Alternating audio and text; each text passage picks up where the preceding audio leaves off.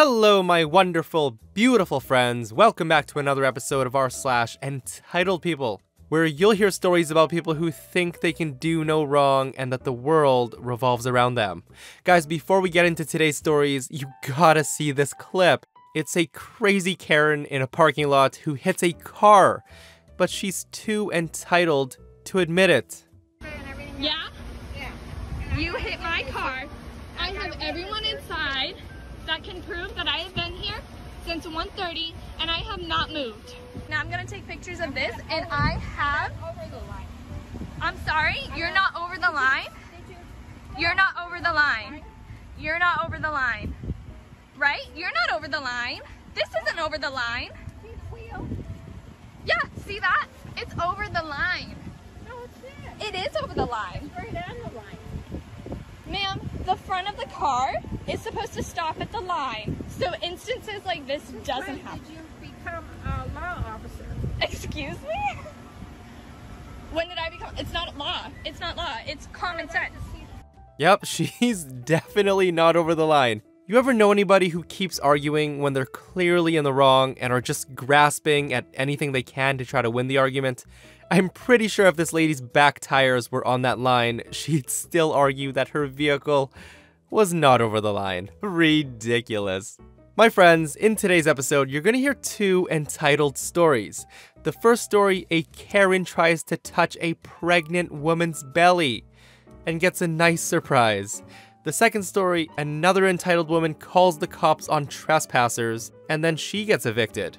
My friends, I hope you stay for the stories today and do hit that subscribe button for future Entitled People stories. If you guys like this kind of stuff, let's dive in. I had a job as mall security at a mall. I had just started my shift and was feeling good. I started my patrol when I'm radioed to the mall's coffee shop in the food court as there was a disturbance and some violence involved. As soon as I walk into the food courts, a Karen. She sees me from across the food court and basically runs towards me. Now, Karen looked to be about 42 years old with that really short haircut, and I did notice she had a big red mark on her cheek. I said, "Ma'am, is everything all right?" Karen, in the most dramatic tone, said, "Thank goodness you're here. I was just attacked by a crazy woman while ordering a coffee." In my head, I'm thinking, ugh, not this again. Thinking this Karen was assaulted by a homeless person. It's not uncommon, as we're in a mall where homeless people frequent, and it isn't the first time where a homeless person has put their hands on a shopper, since some of them are tweaked out of their minds. I tell this woman to go stay behind me and go show me where this person was, so we can figure out this situation. As we walk closer to where Karen was pointing, I see a young woman who's very angry and very pregnant. I'd have to say she's about 7 to 8 months pregnant maybe. She's sitting at a table on her phone. I approached her and asked her what happened. The woman explained saying, "So, I'm sitting here getting a coffee just minding my business when that lady," pointing at Karen, walks up to me and starts touching my belly. I asked her to stop, but she kept touching and asking how many months pregnant I was, what the gender of the baby was, what I'm gonna name it, etc. I got really uncomfortable and just tried to ignore her. Then when I get my coffee order, she tells the barista that it's illegal to sell coffee to a pregnant woman and that pregnant women should avoid caffeine because it hurts the baby. I was ignoring her and trying to walk away when she physically tries to grab the coffee out of my hands and saying that I'm a bad mom. I ask her to leave me alone and to stop touching me. She then tells me that she's a mother and that it's okay and that I need to listen to her advice. She then got really rough with reaching for my belly, and I got scared. When I tried to walk away, she wouldn't stop, and she followed me and tried to grab me, so I slapped her to get her to leave me alone. I look at Karen, who was standing by the door rolling her eyes as the girl was telling the story. I go and talk to the manager and barista since they saw it happen, and they confirm what the pregnant lady was telling me was true. They all confirm what she said, and the manager even brought me back to the office and showed me the security footage. All of it confirms the story, and on camera, it looked like the Karen was getting aggressive with the woman because she tried to walk away, and the Karen wouldn't stop reaching for her. I walk over to Karen and tell her, "Ma'am, I'm gonna ask you to come with me. We're going to..." And she yelled, "What?" I told her we're gonna bring her to the security office for questioning. Side note, in my state, you can be arrested for intentional and unlawful touching of someone. Since Karen was both aggressive and she kept touching this pregnant woman, she technically broke the law. Karen started screaming, "You can't arrest me. It's not illegal to touch a pregnant woman. You should arrest the employees of this place. They were giving coffee to the pregnant woman, endangering the child." Calmly, I said, "Ma'am, no, we're not arresting you, and you simply cannot touch someone without their permission, pregnant or not. Second, there's no law that says a pregnant woman cannot drink coffee, so please, just come this way with us." Karen pulled away from us screaming, "No, I'm not getting arrested. I'm leaving. I have to get home to my children." While this is happening, my partner comes to my aid. Karen turns to leave the store, and my partner steps in front of her with a "try me" look on her face. Karen stops dead in her tracks. I took that moment, took Karen by the elbow to guide her towards the security office, and Karen loses it. She starts trying to get away, and she screams. She's flailing so hard that she knocks off my radio. Because she's resisting so bad, we basically make a huge scene by pretty much having to drag her to the security office. When we get there, my partner opens the door, but Karen actually refuses to go inside, putting her feet on the doorframe to stop us from going in. My partner rolls her eyes, grabs both her legs, and we haul her in and put her in holding. Since this Karen went psycho and caused a public disruption, we could now call the police to hand her off to them. My partner, the saint she is, tells me to make the call while she did the paperwork. The whole time, we're being told by Karen how we need to watch our backs, how she knows the head of the police station, and how we're gonna lose our jobs, and we have no idea who she is. Eventually, she starts going off about her rights and that she needs to talk to a lawyer and she needs to be released right now. The other security staff was looking at me with that "what unholy nightmare did you bring us" stare. So I did my reports and realized that I still have 5 hours left on shift. Luckily, the rest of the shift went smoothly. Guys, what a crazy Karen. I'm sure stuff like this happens in malls more often than we all think. I love that part where she's upset that she's the one in trouble and not the pregnant woman for slapping her.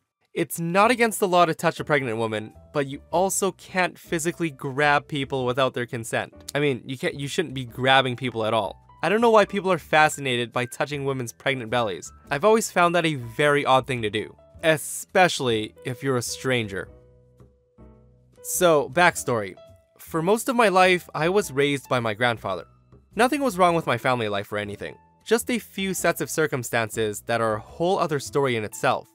We live in a suburban area surrounded by woods, and he owns about 10 acres in the woods with boundaries clearly marked by stone walls.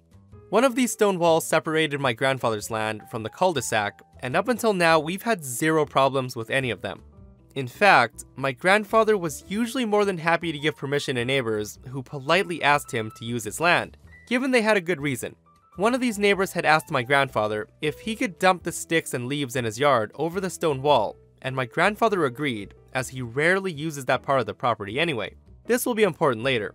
So, my grandfather is very healthy for his age, and still as strong as an ox. That being said, he has a few minor health issues, including vertigo spells. So I've been trying to help him around the yard more and more, as well as just to stay active outside, away from crowds with this virus going around. Recently I've started the project of cleaning up the underbrush around the wooded area. A large pine had fallen a few months before and almost hit one of the porches in the cul-de-sac. My grandfather cut up the tree and removed the pieces in the neighbor's yard, but it was too deep in the woods to pull them out with a tractor. This led me going back to that pine tree and trying to clear the path back to the house from there.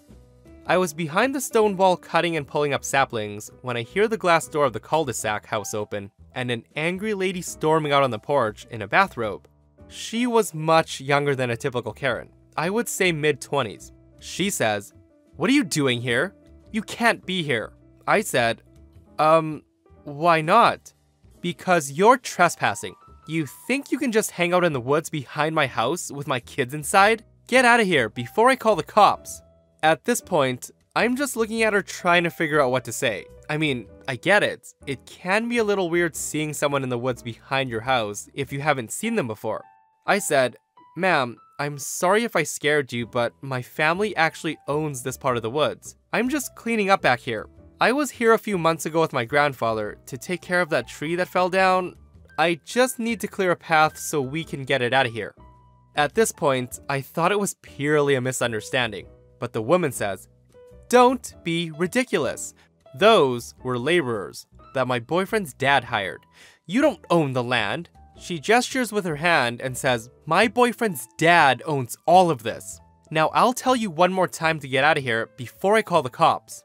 Now, I'm thinking I might be dealing with a genuine idiot, as outside of our property's boundaries, the woods are owned by the town's water plant and don't have public access. But I'm also taken aback that she referred to us as laborers. I told her, "Well, I guess you're gonna have to call the cops then, because I ain't moving. I don't care what you, your boyfriend, or your boyfriend's dad says. My grandfather owns the land." I shrug as I lean back against the wall and pull out my phone to call my grandfather to tell him where I was. He tells me he'll be there in a few minutes and to hang tight. She then dramatically proceeds to call 911 and tells them that there's a shady individual on her property refusing to leave, and she's afraid for her life. I start getting nervous at this point, even though all I have on me is a hooked branch cutter, so I call up the police non-emergency number. I briefly explain the situation as just a land dispute that got out of hand, and that I'm unarmed and waiting on my own property, and that I have never left my own property. He assured me that it would be settled when the officers arrived, which didn't help my nerves.